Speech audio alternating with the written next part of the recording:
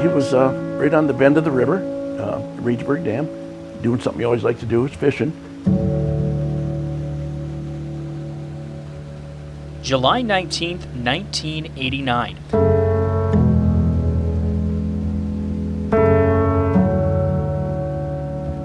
John Skamelka set out for a day of fishing just outside of Houghton Lake.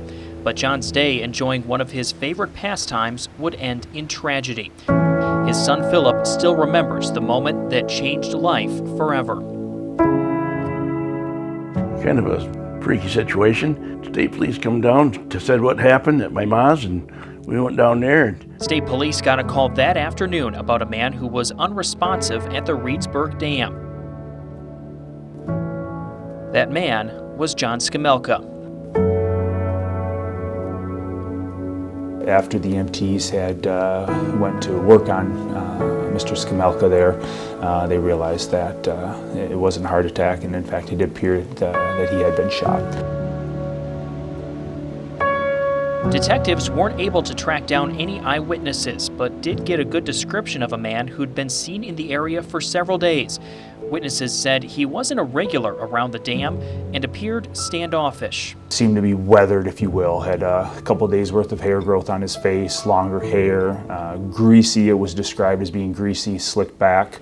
And what they believed was, it was described at the time, was a later model station wagon, maybe an Oldsmobile or a Ford Pinto style. When law enforcement arrived on scene and were shown where the vehicle had been camped, it was gone, and what appeared to be, tire marks from someone leaving in a hurry.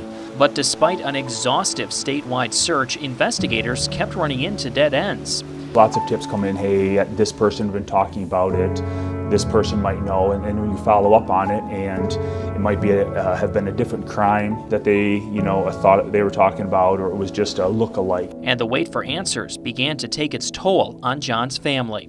I was so stressed out, I had anxiety so bad. And I just kept thinking, they got to catch this guy. And no one really knew where to look. I seen my mom get old overnight. It was really not good.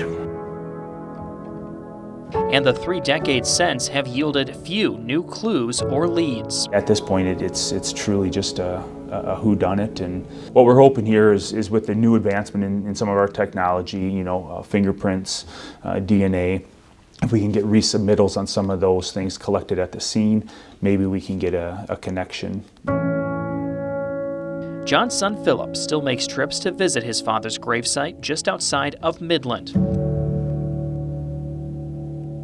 You got to just deal with it, that's part of life, but it's just terrible the way it happened. Hoping and praying for answers that have eluded detectives and his family for 32 years.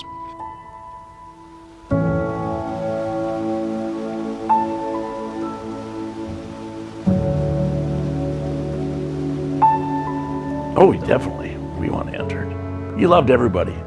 If anybody needed help with something, food or anything, he always helping somebody in some way, If anybody out there knows, someone knows who did it. He's had to talk to somebody. If you know, call somebody. Call state police. Call me. Just let somebody know. Somebody actually knows something out there that they're not saying. If you have any information on who may have killed John Skamelka, you're asked to call Michigan State Police. For 9 and 10 News, I'm David Leiden.